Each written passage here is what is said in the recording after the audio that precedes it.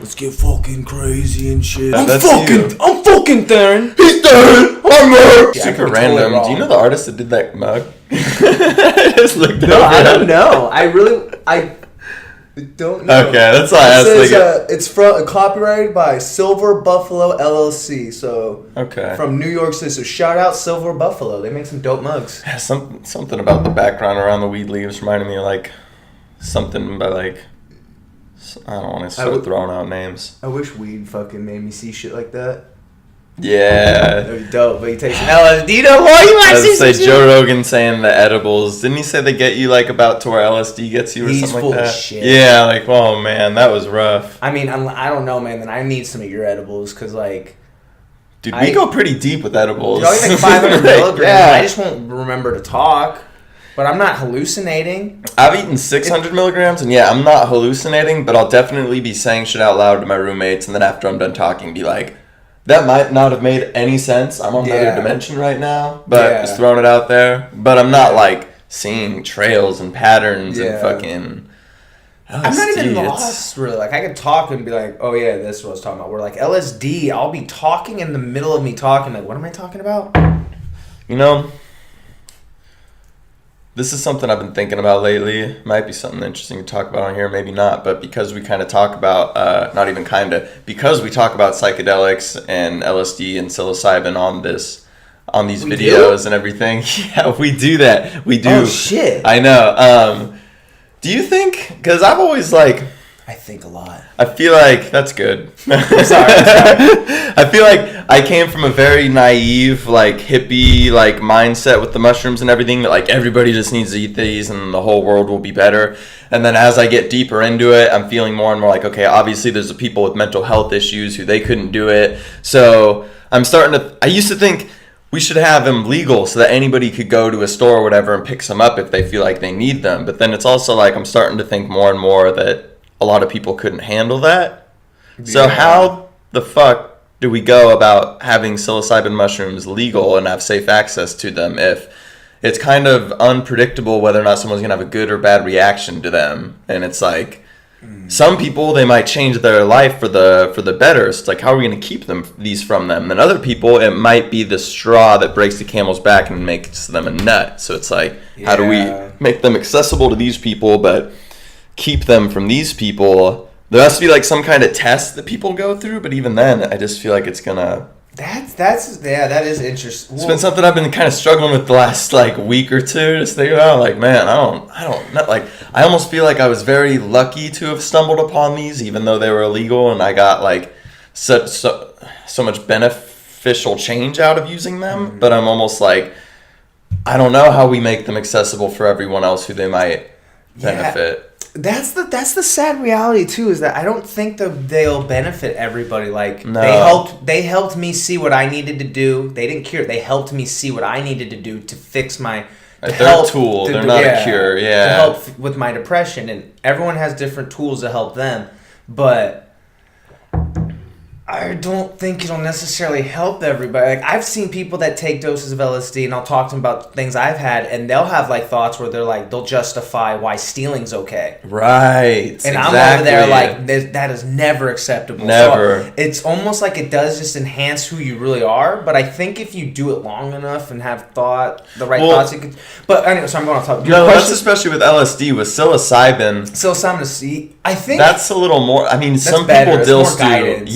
Some people still don't come out of it with anything, but I feel like it's more likely that someone's going to come out of it. Yeah, it's less you. It's more something else is guiding you and talking to you. It seems like it. It seems more like I've never done ayahuasca, but it has a very like ayahuasca type vibe when I hear it described. Not the hallucinations, but like the teacher, the medicinal. So the only thing I could really think of, if like, and I'm just talking some shit, but right, we're just pondering. Yeah, this is off the top of. Don't we even talk about this before? There's got to be a better answer than them being illegal where people go to prison. They need to get together, like psychologists. No, I think psychiatrists or psychologists. Who are the people? Well, psychologists are the people that study like the mind and human behavior and things like that. I think those people, and this is just ideas. I don't know. I could be totally wrong once I say I might disagree, but I feel like those people need to get together with scientists. that know the drug, and also get together with people that have been doing it for years. Right. Who've had good and bad. Who do it consistently. That like, no, dude, this has improved my life. I do this every month. Like, right. I know this shit. And get together to figure out those how people are out there. And so, if you guys get together, then you can maybe make like figure out, because the psychiatrist will know way more some shit than the behavior and the brain works. And then the science will understand more of the chemistry and then the brain, and then we'll be more aware of the not you and I, but whoever knows more about the substance, and then you can come together and figure out how to do a pre-evaluation before doing it. That's what's going to be. And there's always going to be mess ups here and there. Someone will get through and fuck up, but it'll be like Ritalins. A lot of people get put on those and they never needed to be on them. Yeah. So it's like there will be some cases where I think it should start off with therapy. Honestly. Right, and definitely you have to have some kind of screening or something. Yeah. As much as I like it, and I think like I wouldn't want it to be. Yeah, I was like, it's a little hypocritical because I didn't have to go through any kind of screening. Exactly. I just stumbled upon them and they changed my life. But it's also like we gotta have some kind of filter honestly, here. I think you know who you are if you are like, yeah, I agree with that therapy idea. And if you're like with us who are like, I don't need a therapist to guide it, which I'm not saying I don't, but like I'm high as fuck now. I'm losing my thought. No, but it probably would have helped like in the early days. Even especially now I think I'm fine. But yeah, in the beginning it would have helped because I was so confused. Exactly. You're looking into Illuminati shit while looking into actual factual government conspiracies while paying attention to your body and your health and your relationships. And not to mention you're seeing shit and you're in this awesome music. It's like... you're going all over where I think if you were actually starting off with therapy sessions, then the therapist can control it.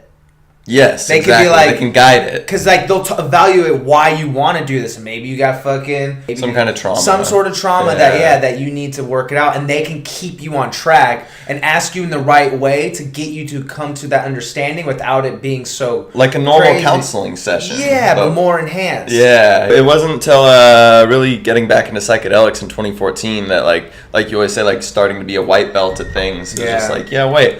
I don't have anything that I'm really great at, and the only way I'm going to get good at things is if I start now. So I'm just going to start being a white belt at 5 different things, then a year goes by, 2 years go by, and it's like, I know my shit. Well, and that's the thing, too, is acknowledging your shit. Acknowledging what you really want. And that's huge, and I think some people are scared of what they really want. And so they don't want to acknowledge it. So it's like, if you want to be a fucking comedian or some shit, and you're scared of, you got stage fright, or you want to be an actor, but you got stage fright. Yeah. Or maybe you want to do a podcast, but you're scared to speak publicly. It's like, no matter what it is, but I think people are... You gotta work at it. Yeah. Practice. Well, the sooner you acknowledge your shit, the sooner you do the... I'm speaking for me, I don't speak for anybody else, but as soon as I have a mission, even if it's silly, but if it means something to me, I'm fucking happy. And that's part of what helped cure the depression. Is that I just needed I didn't know what the fuck I was living for. Yeah. I'm just like, wait, so I'm just going to work a job I hate? And like, no, this ain't fucking fun. And then you really just think what you really want. And then it's like, wait, I want to make a YouTube channel. And I want to have a podcast. And what if fucking I get shit on? Or what if it never happens? And then you put it off and it fucks you up. Get after what you want. There's one thing you just said, when you said it makes you realize you want to start a YouTube channel or whatever.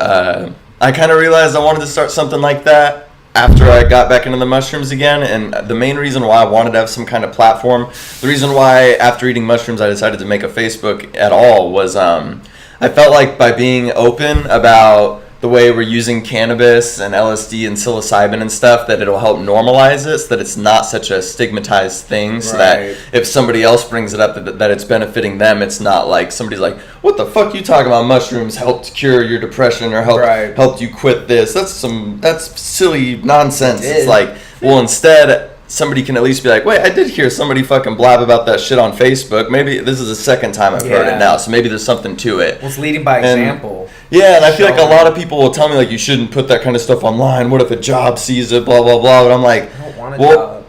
Well, I don't want a job that isn't willing to hire people who are benefiting from natural plants. Like, you aren't willing to hire someone over that, then I wouldn't want to work for you. You're a fool. So that's fine. So I feel like part of the reason why I wanted to make a YouTube channel or a social media account at all was just to help normalize these substances. Because I feel like everybody who uses them hides them because they're illegal in Schedule 1. It's like, well, how are we ever going to move past this? Yeah, just acknowledge your shit, own your shit, figure out what you want to do. Let be your true to freak yourself. flag fly. Yeah, be true to yourself and put yourself out there. We'll see y'all next week. We love y'all. We out.